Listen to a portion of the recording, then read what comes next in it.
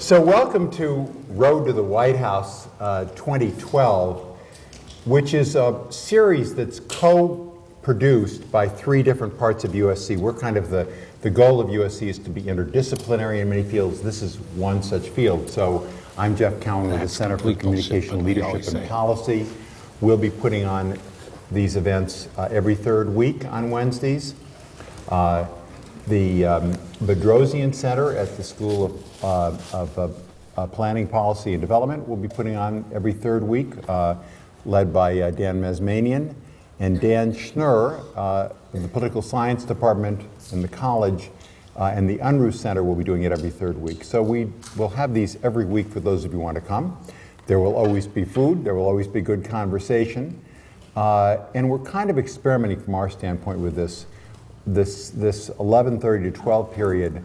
I don't know how to think about it because most of people were here between 11:30 and 12, but we thought we shouldn't start the conversation until 12. We don't know if that's what it'll be like moving forward. Let me mention a couple of other events because the room is filled with people who are political junkies, and you will be politically educated in an hour if you aren't already. But tonight, of course, as you all know, is the Republican presidential debate. Unclear if Rick Perry's going to be part of that debate at this stage. Maybe it's known by now. But that debate we're going to have a viewing for that debate in the Annenberg East Lobby. And Dan Schnur and a fellow of our center, Roberto Suro, great political correspondent for the New York Times and the Washington Post before coming to us, who now also runs on campus the Tomas Rivera Institute, will be part of that conversation. Then on tomorrow night, we'll have a viewing of President Obama's address on jobs and the economy to a joint session of Congress. I'm sure you all followed the drama about that, which will be also in Tudor Hall in the Rosen Family Theater. Next week at the same time with food starting at 11:30 and conversation starting something like 12. Dan Mazmanian of the Bedrosian Center and Policy Plan Development will be hosting a conversation with Richard Green on the impact of the housing market on the elections. And on September 28th, our Center for Communication Leadership and Policy will once again be in charge of this conversation, and our special guests will be Narda Zucchino, who was the editor of the Los Angeles Times and of the San Francisco Chronicle, who's writing a book on and will be leading a discussion of California versus Texas facts and fictions. We'll find out what we learn by then. The room is filled with a lot of fascinating people, including, for example, Richard Reeves, who has just been waving to Morley Winograd, former chief political correspondent for the New York Times, and many other terrific people here. But there's one group that I want to particularly identify before we get started, and that is we have 10 fellows of the World Press Institute who are with us. They are terrific journalists from around the world. They had their own conversation with Morley and Mike before this. This is their website that you can see up here. And they include correspondents from China, from Brazil, from Egypt, from Uganda. It's an amazing group. They're going to have to leave at 1. I hope we'll be finished by 1. If we're finished a couple minutes before 1, maybe you'll have a chance to meet with them. They are truly an inspired group. And when we have a conversation, a question and answer later, I hope that they'll be part of it. But now for the main attraction. Morley Winograd and Mike Hayes. Mike Hayes, as many of you have seen, his vita was a top political pollster. He has his own academic background. Was for many years the vice president of Frank Magid Associates, which is the leading entertainment research firm, and has been partnered in writing 2 books with Morley Winograd. I'm going to say more about those books in just a moment. Morley Winograd, many of you know, I see that there are a lot of Winograd groupies out here because he spent years at the Marshall School, and can I have the Marshall Schoolians, the Winogradians, put their hands up? There are several of them out there. Thank you all for coming here. And I hope, by the way, you'll all stay and buy books at the end of this session. But besides his years at USC, I first became aware of Morley when he was the chairman of the Democratic Party in Michigan. He actually ran a commission that had, of all things, the name of the... Uh-oh, we're going back into history. The Winograd Commission, it was called, of all things. That's what happens when you get a commission with a long name and you have a shorter name yourself. During the Clinton administration, he was in charge of reinventing government in the White House, a kind of forgotten period when we actually wound up with a budget surplus, largely due to Morley's terrific work. And he and Mike have co-authored now a couple of books. The one we're going to be talking about today that I'll shill in a moment is a very exciting new book, but I want to read, for those of you who haven't had a chance to, just give you a sense of the kind of attention they got for their last book, which was called Millennium Makeover, MySpace, YouTube, and the Future of American Politics. And they wrote this book before the 2008 election. And they predicted, and I'm sure they'll talk about this today, that this group that they call themselves millennials, and by the way, most people in this room fit into your generation, and so they have something very important to say here, as this has something important to say to all of you. Except for the Marshall groupies. Except for the Marshall groupies, who just passed that group partly by a few days. But they predicted in this book that came out before the 2008 election that the group they call the millennials would have a huge impact on that election, and many people doubted it. The smart pundits all said, oh no, millennials will never vote. They predicted they would. The New York Times review of the book called it fascinating, although they weren't entirely persuaded by it, but a fascinating book, the Times review said. And interestingly, the Weekly Standard, these two guys are both Democrats, the Weekly Standard, which of course is a Republican publication, in a very interesting review by Fred Barnes, was very complimentary about the book and said they aren't unbiased observers, but they have a case. And they concluded by recommending that their readers should read this book if they really want to understand the political process. If you want to understand the political process going into this next year's election, I hope you will stay around and sign, and stay for a signing of and a purchase of Millennial Momentum. If you could say it 6 times in a row, you've just done a tongue twister. We're going to have a book signing up there afterward, and I do hope that people come and stay and purchase this book. But for now, we'll have to be satisfied with a terrific presentation by our great colleagues, Morley Winograd and Mike Hayes. Morley, start with you. Thank you very much. Can I begin by asking those people who got stuck sitting on the floor that there are actually wonderfully comfortable seats over on this side, and nobody will mind if you walk across. Do millennials prefer sitting on the floor? So it's a lot easier to see, and they'll even let you eat over here. I don't know if there's any food left, but they'll let you eat if you sit over here. More food coming. Food is on the way. Food's on the way, books are on the way. Let's have a conversation. Well, Mike and I are very pleased to be here. This is the first time we've had a chance to talk about the book, and since we've been living it and writing it for over a year, it's really a day that we've been looking forward to for some time. And on a personal level, of course, I've been looking forward to coming back on USC campus. Jeff has been kind enough to give me a very exalted title as senior fellow at the center, his Center for Communication. And if you buy the book, you'll own it inside of your book jacket. That's right. And then he let me go off and write the book, so I haven't had a lot to work for the center, so it's nice to pay all that back. I also, obviously, we've acknowledged my friends from CTM who are here today. There's a special acknowledgement due because the title of this book, which is so difficult to say that we generally call it MM2 as opposed to the first book we wrote, but the Millennial Momentum title was actually created in a conversation with Lucy Hood, who is now the head of the Institute for Communication Technology Management, CTM. As I like to say, I used to be Lucy Hood, and she gave us the title for the book. So thank you, Lucy, publicly. Appreciate that very much. You know the gentleman sitting next to you, Mr. Don Liu, the power of San Pedro. So as long as you get along well with him, you can go down that part of town and come back alive. So that's good. So let's talk about one of the themes of this book, which is all about the millennial generation's impact on America, and because of the nature of this series, we'll talk about their impact in the context of a political question.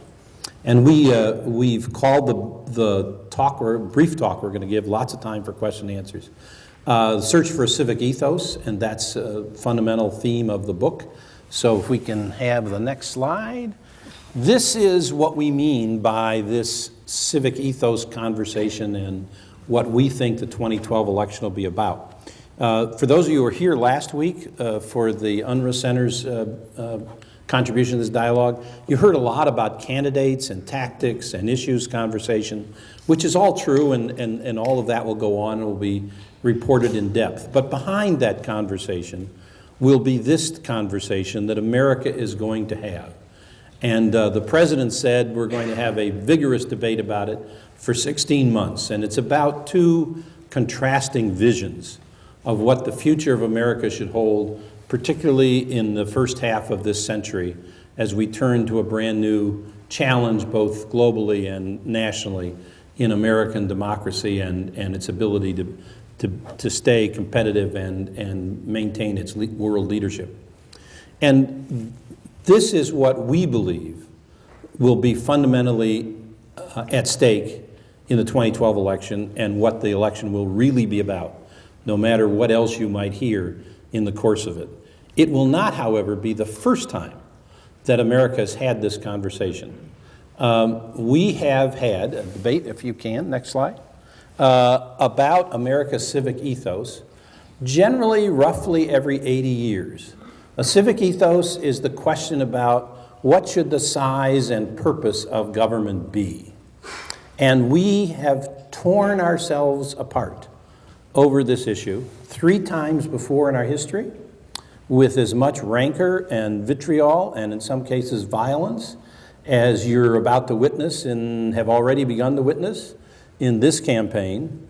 And so we think we might benefit, you all might benefit, and we might benefit from an interchange about the historical and generational context of this civic ethos debate, and what history might teach us and what generational theory might teach us about that. So let's first talk about, and I'll let Mike do it, sort of the debates that we've had about this in the past. Next slide, please. And you really have to talk to the mic or he won't hear you. This is, as Morley mentioned, the first of 3 previous debates we have had on this matter of the new civic ethos. These new civic ethos debates occur when a generation like the millennial generation, which generational students, generational theorists call a civic generation, is emerging into its young adulthood. And they occur during these particular periods. At these times, Americans argue over the role of government, the role of the individual within government. The first of these debates was in the late 18th century, when Americans argued for the first time over what the rights of the individual were, what government should be doing, what its role in society and the economy were. We kind of think now that everybody in America was a patriot. Everybody wanted the British to be kicked out. Everybody wanted the Constitution. We hear people talking today about the Constitution being God-ordained and things of that nature. But actually there was great division within that period of time. Maybe a third of the population in America at the time of the Revolution were Tories, a third were in favor of independence, and a third were on the fence. When after the abortive Articles of Confederation proved to be ineffective, when the Constitution was created, there was huge rancor, huge division over a variety of different issues, and the public was evenly divided. Many of the states, the major states that had to vote on those issues, New York, Pennsylvania, the Constitution won by a vote or 2 in those state legislatures, and in fact demanded the need for a Bill of Rights to be put into the document, a political compromise, as well as there were compromises over slavery, to be able to even pass that document in the first place. So that was the first of these debates. Eventually, it set up the framework of government that we really operate under until this very day. Next slide, please. The second of these debates occurred in the middle of the 19th century around really the issue of slavery was the core issue. Can non-white people have rights, be citizens, have equal rights that any other American could possibly have? But also there was an issue of government. There was a particular concern. What are the rules? What are the rights of states? The states have a right to set up their own system operating differently than other states. And eventually that debate was decided against slavery and having the notion of federal supremacy on a variety of different issues. And I just want to read you a quote. This is from a gentleman by the name of Shelby Foote, who is a historian. He spoke extensively in Ken Burns's great documentary about the Civil War. And I was watching this the other day and just found this fascinating, but it really did talk about how that particular debate over the civic ethos was decided. Foote said, before the war, the Civil War, it was said that the United States are. Grammatically, it was spoken that way and thought of as a collection of independent states. And after the war, it was always the United States is, as we say today without being self-conscious at all. That sums up what the war accomplished. It made us an is. So the country came from a collection of independent states to one of a national, of a complete nation. Next, please. The final of these debates before the one we are going through today was during the Great Depression era. And the argument there was very specifically what was the role of the government, the central government, in the economy. Who should it benefit? Should it provide a modicum of equality, of protection for all people? It was eventually decided that the role of government was indeed to guide and protect the economy and to provide a floor beneath which no American could fall in terms of his or her economic well-being. And that really sets the tone for the debate we are having today. Americans expect government to be able to work on the economy and keep the economy stable. And as we go to the next slide, the one thing you may not have noticed in those slides, that is every one of those debates took over a decade to resolve. And it was extraordinarily contentious at the beginning. The consensus was not easily found. And so for those of you who think, well, you know, how long is this going to go on? Well, could be the rest of the decade, could be longer, but we do believe that one of the crucial events in the course of this debate, will be the 2012 election. Now, each of these events starts with a period of what we call fear, uncertainty, and doubt for the business school folks here. That's the old FUD sales tactic, but borrowed for this purpose. And what happens is that the country recognizes that the way things were isn't working anymore. This became very clear in our current situation with the Great Recession and the collapse of the financial systems in 2008 in the middle of an election. But if you think back about those other three historical periods, they each began with a big bang of a big event that undermined the assumptions, the working assumptions that people had about government at the time. And so the search begins for a new set of rules and assumptions that we can all acknowledge does work. And almost inevitably, the debate in a political context evolves into two camps. One, the Tories of the revolutionary time period want things to be what they are or were and want them to stay the same. And are sort of saying the only thing wrong is that we didn't do what we used to do well enough, but we don't want to change how we behave as a country.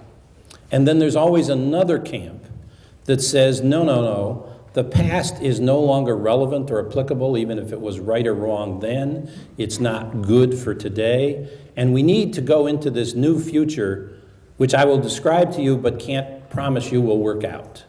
And that's not always a very appealing political argument, that I want you to take a leap of faith with me into a new future.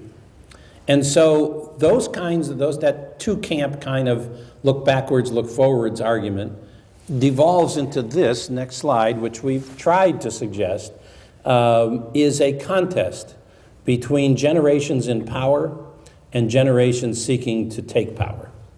And it is that particular distinction that allows us and causes us to focus on the generational changes and differences that exist today in America, because it is that generational context that is what you're going to sort of witness.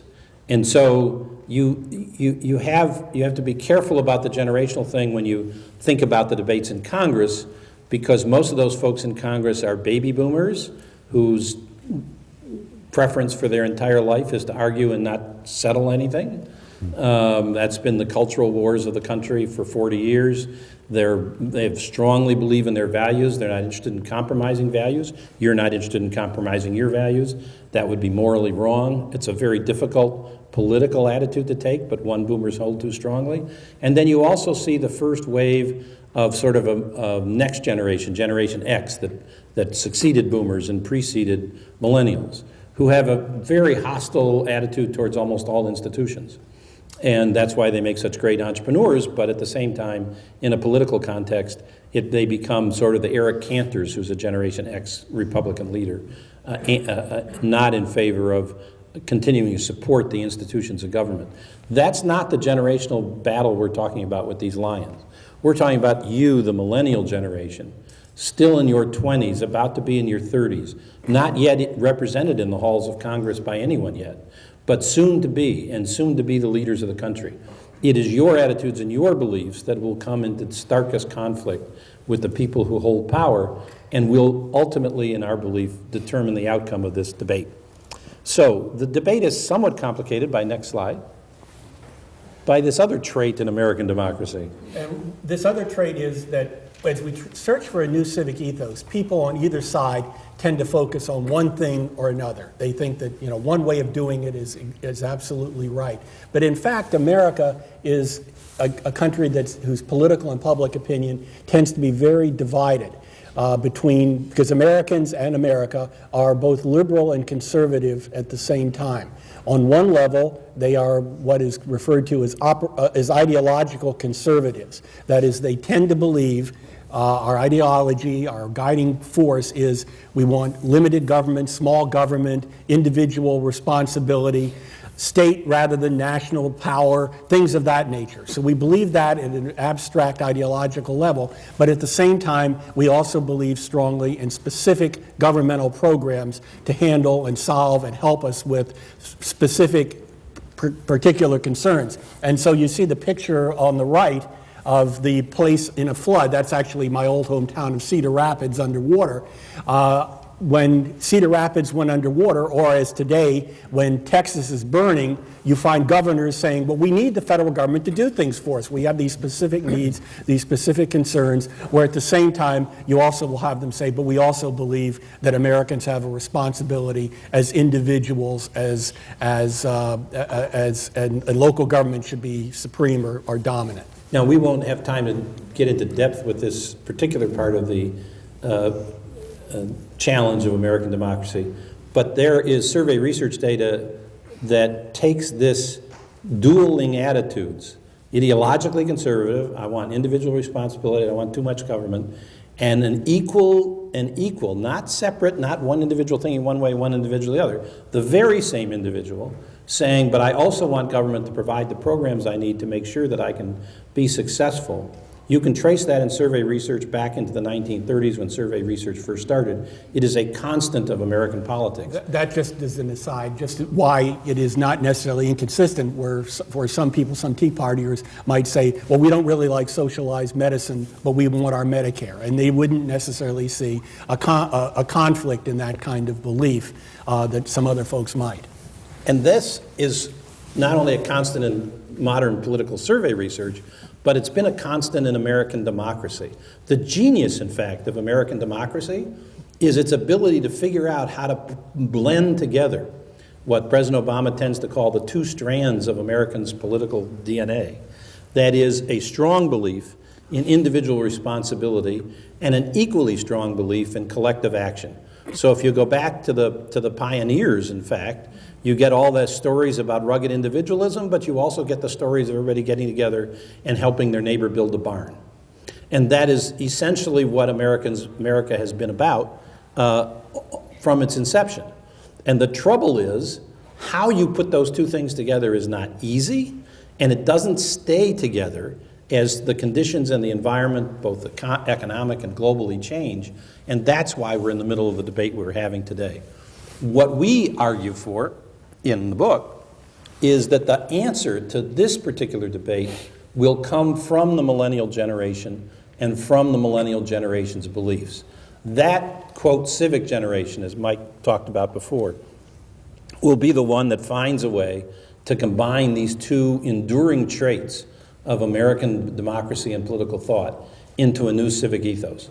We're going to spend just 2 minutes, maybe 3, on millennials, and then we're going to open it up for your questions, because we will show you at the end, without leaving you hanging, what that civic ethos might look like if millennials got a chance to write it. And I will just mention one other thing. These civic generations have made the difference in the past. It was a generation called the Republican generation at the time of the Revolutionary War that won the revolution, that created many of the institutions. Members of that we have. generation include Thomas Jefferson, James Madison, and Alexander Hamilton. One of you may be one of those people coming forward. And more recently, at the time of World War II and the Great Depression, it was the GI generation, what Tom Brokaw called the greatest generation, that created that new civic ethos that we are still more or less operating under, or at least we're at the very ends of that particular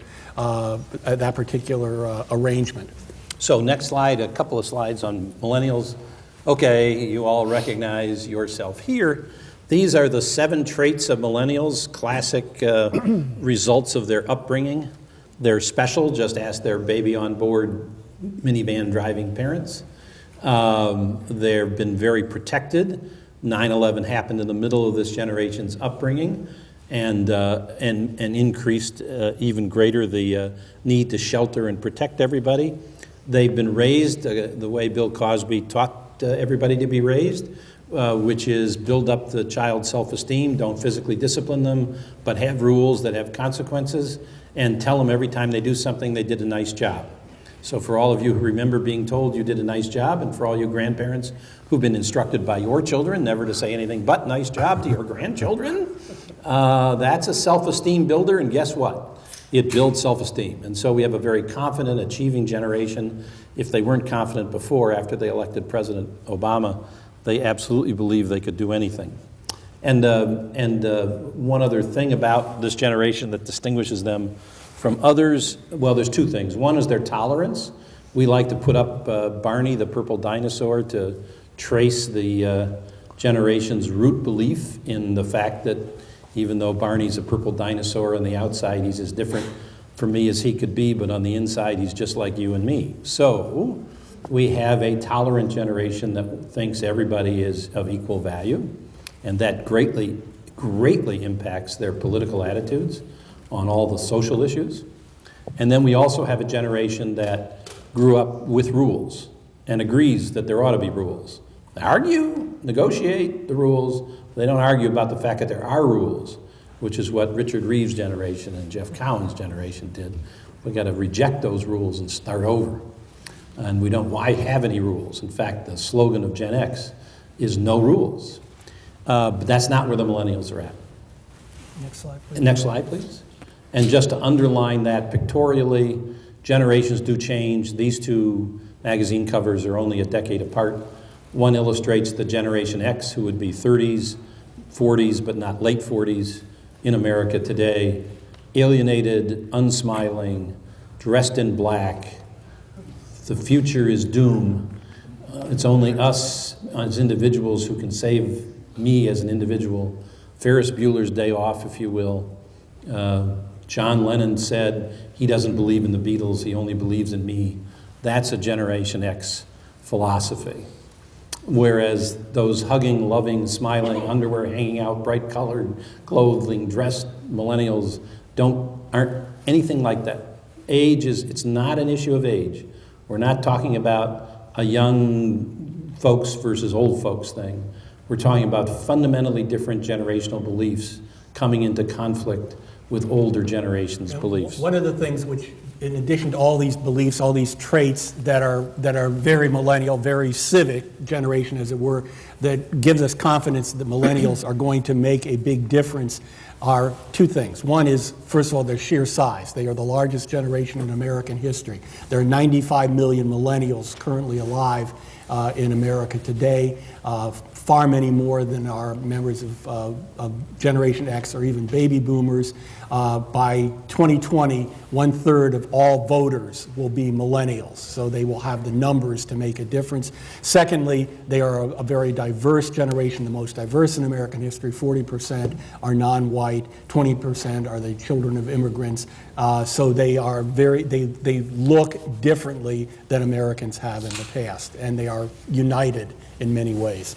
And just now, so we can open up for questions, here's the answer. Okay, if the millennials have the numbers that Mike just said they do, and they do, if they have the unity of belief, they do, they're a very consensus-oriented generation. Almost all of them think the same, believe the same things, about 2-to-1 ratio when it came to voting for Obama and on almost everything else. If that's all true, what's that going to look like? So here's only one slide about what that might look like. That's the right one. There's a couple of unique traits about the generation that we think hold the key to America's new civic ethos. One is that this generation is both pragmatic and idealistic at the same time. The baby boomers are very idealistic, ideologically driven, believe values and ideals are really important, and are sure that they have the right ones, even though half of them believe one way and half the other. They're inside that group. They're very confident they have the answer. Generation X is pragmatic to a fault. Tell me the bottom line, I'll get you the results you want, leave me alone, I'll figure it out. But let's get something done. Let's not talk about it. I'm tired of all this talk. Millennials, for some reason, do both. They are interested in getting stuff done. One of the favorite lines you'll hear out of Obama's speechwriter, who is a millennial. And they, at the same time, are motivated by causes. That's what gets millennials going, to change something that will change the world. So that's one aspect. And the other way is that's unique is the way they think you ought to go about changing the world. It's a very bottom-up, driven kind of approach. We will, as individuals, engage in collective action, but we'll do it at the local level. And by doing so, we will change the world or we'll change the country, depending on what the issue is. And you can see that in the Arab Spring if you want to look elsewhere in the world to see some of this kind of local action creating major turmoil and change. In the entertainment industry, you can look for it as recently as Napster, which destroyed the overhead of the music industry overnight. So that kind of locally driven pragmatism and idealism will bring collaboration and individual empowerment into a new civic ethos synthesis that will appeal to both conservatives and liberals and resolve this country's debate. You'll just have to wait a while for all that to sort out. Okay. Morley, before we open this up, and I do want to open up for discussion, not just question and answer, because after all, we have that generation so heavily represented Yes. here. And by the way, the forums that we run as part of this Center for Communication and Leadership Forum, we hope will be more like salons than like just Q&A. So we encourage you, whatever your age, to be a part of this discussion in a moment. Morley and Mike, I want to ask you a couple of questions first, though. You wrote about the overwhelming support of this particular subgroup in the 2008 election. Something like the Obama margin was 7 or 8 million or something like that, is that right? It was, millennials accounted for, it was about 7 million votes, but millennials accounted for 80% of Obama's popular vote margin over John McCain. Obama might have won the election without the votes of millennials, but it would have been a very But narrowly the spread divided. was something like 7 million. Yeah, and it was 2-to-1 ratio of vote. And in terms of just the numbers, and I'm just asking this because there's so many political junkies here who want to know this kind of thing. So obviously the number of millennials who will be voting this, who are eligible to vote, will have increased. How would you think of that if the same turnout and the same facts pertain for this next election? Well, if the same facts pertain for this election, first of all, millennials who comprised 18% of the electorate in 2008 will, if they vote in as large in numbers, will comprise or vote in numbers that they are large enough to contribute, will contribute about 24% this particular election. If they vote in the margins that they did, over 2-to-1 for Obama, then Obama's re-election chances are almost reassured. I don't know whether that. And I wanted to- It moves up into the 9 million range of margin. Right. Vote If it were the same thing. Yeah. But I want to ask you one other question before we open this up. Your insight, which was debated by people like even Jim Carville on the same side of the political Yes. equation, and plenty of people on the right, said, well, you know what, maybe their preference is for Obama. I'm going back to that point, but they don't vote. Carville's words were, show me a candidate who's counting on the youth vote and I'll show you a loser. And what you predicted was that they would vote, and in fact they voted in the same proportion as the rest of the electorate. But my question now is looking to this next round, because your big insight was that they would vote. Snapshot today from what you know, are they still voters in those Well, numbers? that is probably the operative question for the Obama campaign and for the Democrats this year, one of their major questions. What happened using 2010, the off-year elections, the midterms, as an example of what could happen, however, millennials voted at about the same rate that they had voted in 2006. So their turnout was about at that level. For a non-presidential year. For a non-presidential year. But what happened was older people, particularly senior citizens, voted in extraordinarily large numbers. They voted overwhelmingly for Republican candidates, and that's why there's a Republican House of Representatives today. So I think there are two questions that have to be answered for Obama and the Democrats. One is, will the turnout be as large, absolutely and relatively, as it was in 2008? And the second question is, will they vote in the same margins that they did for Obama? So far, it appears the millennials still identify as Democrats by about a 2-to-1 margin. They are still, a majority of millennials still approve of the job that the president is doing, the only generation that is in fact still doing that. So I think the preference numbers may hold up for the Democrats. The biggest question really is whether millennials will vote in as large numbers. Our prediction is that there's a civic generation. Civic generations tend to be involved. That's one of the reasons they are called civic generations by generational theorists. But really, I think that is the huge issue that needs to be decided. How will millennials vote in absolutely large enough numbers, and how that will stack up relative to other generations. Now, you can assume that the margin won't be as large and the enthusiasm won't be as great, but as you pointed out in your opening question, there's so many more of them. They now represent 1 out of every 4 eligible voters in America. By the end of the decade, there'll be more than 1 out of every 3. But that puts their numbers greater than senior citizens, for instance. And so you can, if you're trying to be the Obama strategist, settle for a little less margin and a little less turnout and still come out pretty good. But you can't let the constituency go away. You can't leave it unmotivated and unvoting, or you'll have a 2010 outcome. So let's open this up for general conversation. And once again, particularly urge the millennials in the room to get in the conversation and say how this resonates with you and with your contemporaries. Yeah, and when you speak, please identify yourself if you could, please. My name is Bob Stone. And you are not a millennial. You're being so ageist. But I wish I were. That's right. Right, Bob, in spirit. He's the grandfather of a number of millennials. My question is, you've taken the millennial vote of 2008 and extrapolated it, and a 7 million edge for Obama would become a 9 million under Thereabouts. under the circumstances. How about the old folks who came out and voted for McCain in 2008? Is their number going to decrease? And what would that do to the electoral? Well, let me make a crass comment first, since we're of the same generation. First of all, we're all dying, so there's less of us.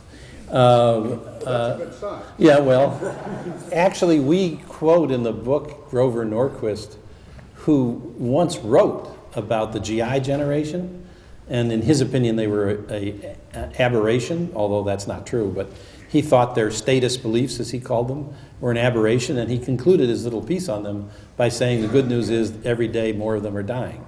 So we don't want to quite go where Grover went, but there are disproportionately less of older generations by definition, right? I mean, that's just the way the population breaks out. Of course, as the very oldest die others fill their places. The 60-year-olds of 2008 will be 64 years old in 2012. But I think it is a matter of relative turnouts and relative support. The older generation, the silent generation, did vote for John McCain by about 6 or 7, 8 percentage points in 2008. In 2010, they were much more overwhelmingly positive for Republican congressional candidates. So I think it is a balancing act that both parties are going to have to figure out. If I were advising the president and his team, I would certainly, try to maximize millennial turnout and millennial support, because I think that is where he is most likely to be able to save his office. Please, in back. Yes, Brian Blackwell, School of Philosophy from the Education Part. I'm very flattered by the portrait which you paint of my generation. Good. I think a lot of it certainly resonates. I would like to hear what you think, though, about the prospects for this sort of civic ethos being effective in actually achieving a lot of the goals which our generation holds. Because the worry which I have is that this idea that, very engaged individual action at the local level is not going to solve a lot of the really huge problems which we face. I mean, it seems like things like getting work in the healthcare system or reforming the financial system, reducing the power of banks, that requires top-down. It seems like it requires top-down. So that's a very good question, because we wrestle with this a bit as we try and describe the new civic ethos in the book. They're just like their parents set rules for how the household was going to work, and even though you could negotiate as to whether it was a 3-minute timeout or a 5-minute timeout for violating the rules, you didn't argue about the rules. Millennials are interested in government, and this drives conservatives crazy, setting some goals and guidelines for national behavior.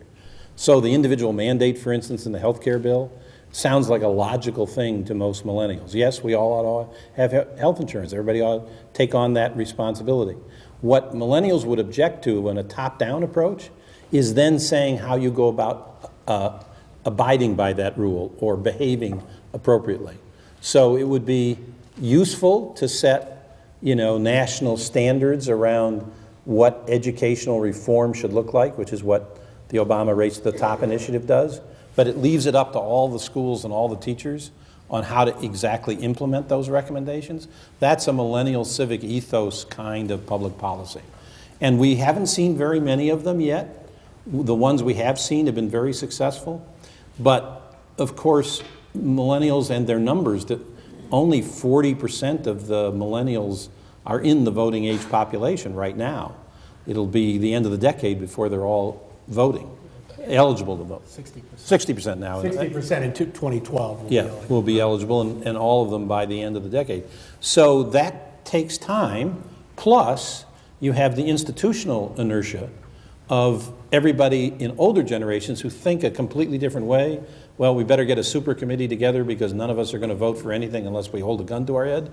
No millennial would come up with that solution. We'd all get on the social network and we'd vote and we'd decide what it is we should do, and then we all go do it. That's a different kind of bottom-up approach that's so radically different it's even hard to envision and describe. But so was democracy when the Republican generation was advocating the American Revolution. What the hell is that? That's never going to work, right? And so you will get there. It's just going to be painful in the process. And I would just add, one thing to reemphasize the point Morley just made. At the time these previous changes occurred, there were people who certainly had doubts. I mean, democracy, how is this going to work? People shouldn't have individual rights. The whole Hobbes versus Locke kind of dispute as to what kind of rights for our philosophy friend, as what kind of rights individual human beings should have. It ended up working out, but not all, and we had the same kind of doubts, we had the same kind of charges about socialism, things of that sort back in the 1930s when Franklin Roosevelt was instituting some of his programs.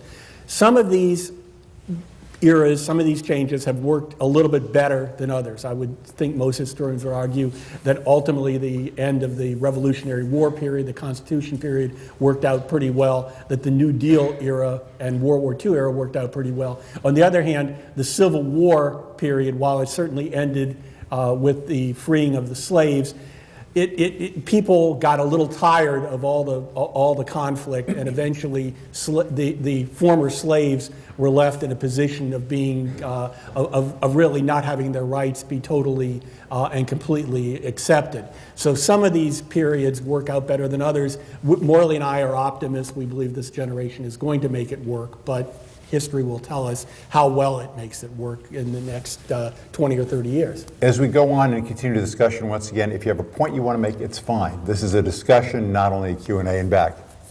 Yeah, I'm David Stein, I'm a graduate student in the American Studies and Ethnicity department. I'm interested in, I guess I'm a millennial, so I'm interested in thinking about where I grew up in Tucson, Arizona, growing, and what it means that the millennials are a generation that's grown up in an era of completely stagnating wages and rising debt loads, as well as in an era where, you know, most of us, if not all of us, all know someone who was killed in the wars of the past 10 years and people who are locked in prisons, and what some of those contexts present for the civic ethos of the millennial generation. Every civic generation grows up in difficult economic times. The most classic being the GI generation that had to get through the Great Depression. They almost inevitably grow up in the middle of war, Revolutionary War, Civil War, World War II. It is the nature of that generation to take those events and leverage them into achievement as opposed to despair. It is either because you were all told how great you were growing up and you believe it, or what. But if you look at history, the generation gets dealt a rotten hand when they're young, and when they're in middle age, older, that experience causes them to be wonderful builders of institutions and achievement oriented. And if I could tell you why or how that happens, I'd bottle it and sell it.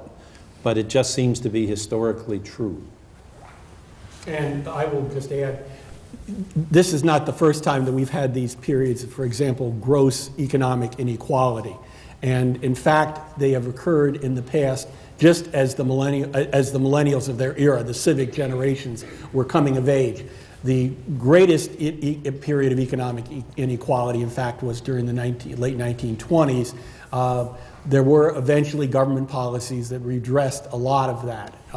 Whether that will happen this time or not remains to be seen, but I think it is something that millennials will at least fight to try to eradicate and to try to provide a more level surface for everybody to operate under.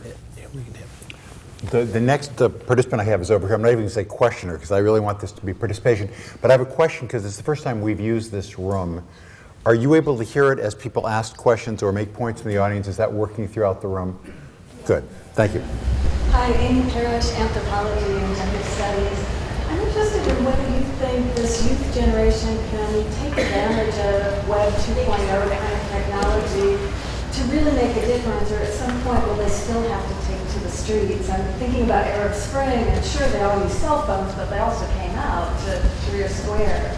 And do you see that coming in this 10-year time frame? Well, Morley is really the technological expert here, so I will let him handle this mainly. But I would say that that it is really more a matter of what the generation believes than specifically the technology that is going to be determinative of this. But our argument would be, however, that this generation is in fact equipped to fully use that technology, just as previous civic generations have been able to grapple and use the technology of those eras. Radio, it seems very archaic now, but in the 1930s it was pretty revolutionary. National radio networks, or the use of telegraph even back in the 1860s and so on. So So, yes, I believe that this generation will be able to utilize those things. I will let Morley answer the question about the Arab Spring, because we have actually written about that and how generations overseas in the Middle East use that. So there's an interesting coincidence of behavior between the Obama presidential campaign of 2008 and its use of social media and the organizing techniques used in the Arab Spring. And we write about this in a little Kindle single, which is an ebook called Headwaters of the Arab Spring. If in addition to buying their book. Well, yeah, you want to buy Kindle one of Single those. on It's Kindle. really cheap. It's only $2.99. Anyway, the point here is that in both cases, social media were used to organize, to do the individual action at the local level, let's all get together to change the world kind of activity. And in both cases, the key to its success was translating that online interest into offline action. We don't have an English word yet for moving on from online to offline. Your center ought to work on this word, because offline doesn't sound particularly good. But it's really the key, is you organize virtually using the power of social media technology, but your actions that end up making a difference are either getting out the vote, knocking on doors, going to your square, whatever it might be. It ends up having to be physical action to change things. One one thing we don't know yet about specifically the instance in the Middle East and in Egypt specifically, or in Tunisia. We do know that it was young people who were leading those revolutions, were going to the streets. But what we don't know is whether those young people were members of a civic generation like the millennials or some other type of generation. There does seem to be some sense that they were perhaps a bit more of a reactive type generation. Gen X. Like Gen X in the United States rather than the millennials. So we really don't know that. I will say, however, that millennials, at least at this point, are much more willing to use within this country, willing to use the institutions as they exist to try to reform those institutions. That's what civic generations do, rather than take to the streets as their baby boomer parents and grandparents did 40 or 50 years ago. In a moment, I'm going to call on one of our colleagues who's a millennial from Egypt, a correspondent from Egypt, and who's on CNN and many Egyptian publications, and who was right there, and she'll talk in 1 second.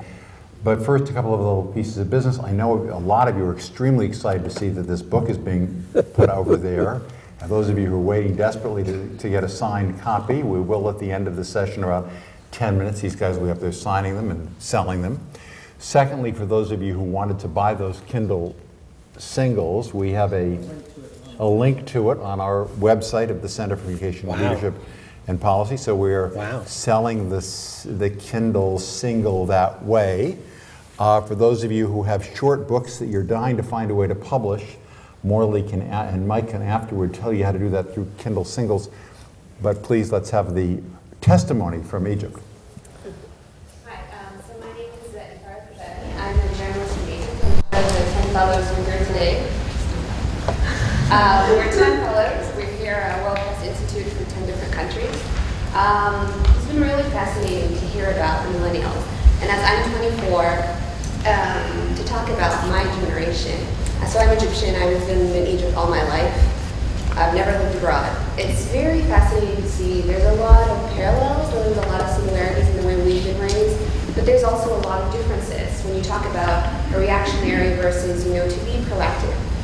It's a very different generation, different reasons behind the Arab Spring. You talked about social media, and I think this is a very important topic, and we've been discussing this for months and months. Has it been the Arab Spring? What was social media and how we used it? We had no internet for a whole week. We were cut off from the world. There was no communications. There was no phone, no bots. And I think that's when we realized that we didn't actually know anyone's landline number. We all have landlines, but no one ever actually uses them.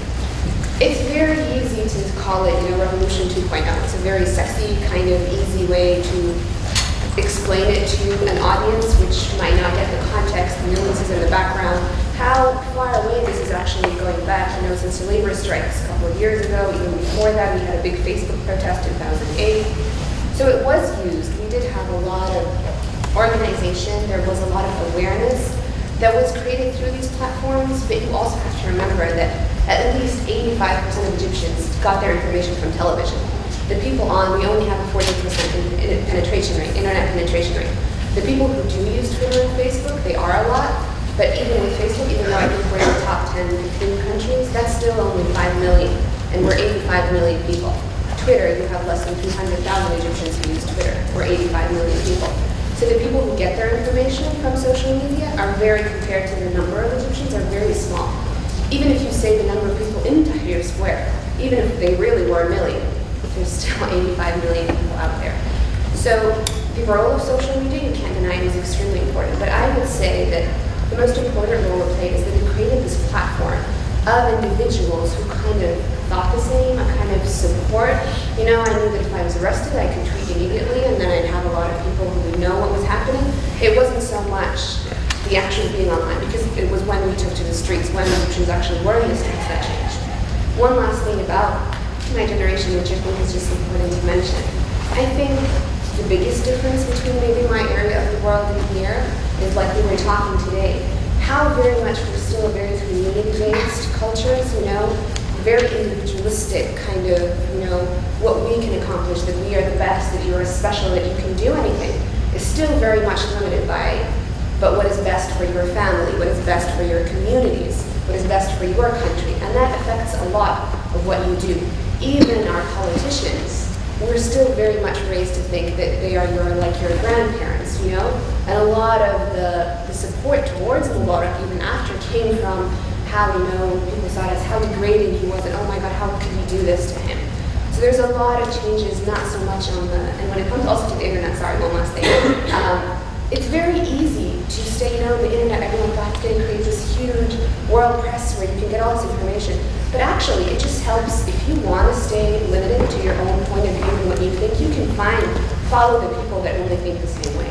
Read the news from the organizations that you want. It doesn't have to create this kind of diversity, like, because the world is so flat, but it doesn't necessarily mean that that does increase your kind of ability to accept and understand the other. You could remain just as closed-minded, even more so, even with all this access you have, because you will only choose to follow and to read and to watch and consume the media that is exactly what you think. And we have a lot of people like this in Egypt, in the region, and in the Civic. And actually around the world. In the States, of course, Republicans and conservatives tend to watch Fox, liberals and Democrats tend to watch CNN or MSNBC. So people do tend to choose what they take prefer. one last question in back here. We have a few rules we try to impose here. One is that we want to be finished always by 1 o'clock, to be respectful of students who have to leave and get to classes.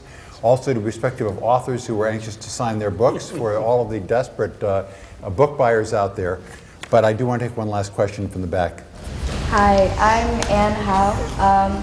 I'm going to a conference next weekend that I think epitomizes this generation and the new civic ethos. It's called the Millennium Campus Conference, and it started about 3 or 4 years ago by students, and it's a student-led, student-run initiative to address the Millennium Development Goals that the UN created to accomplish by 2015. But students see these goals, which focus on international development, as not being sufficiently accomplished. So they organize themselves into a network and then set up conferences at universities around the East Coast, Columbia and Harvard. And I went last year, and I feel that the energy of my generation fits exactly the description of the civic ethos that you have described. At the same time, I think that a lot of the students are searching for what they can practically do after they graduate, which is why there is a panel called on post-graduation this year addressing how to stay involved in international issues when you take a job in another field, which is what I think a lot of my generation is going to have to deal with, which is learning about issues that are happening in other countries, and for the first time really having grown up with the principles of intervention in developing countries that's to make a difference, but realizing eventually that the international aid system has been flawed for a while and that the economy is bad and not everybody can work abroad. So something that I'm interested in is what my generation's voting habits would be, because now we are so interested in foreign policy and what is going on in other countries around the world. And we are specifically organizing ourselves to discuss this,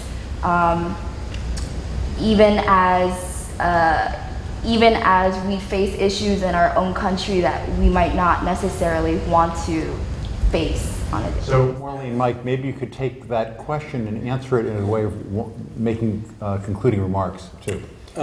Well, first of all, you're right that that's the kind of civic action that we expect from this generation.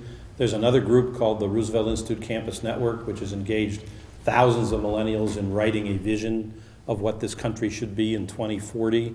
And when they get to the action part of that vision, it's all what they're going to do in their local community and just the kinds of questions you're asking.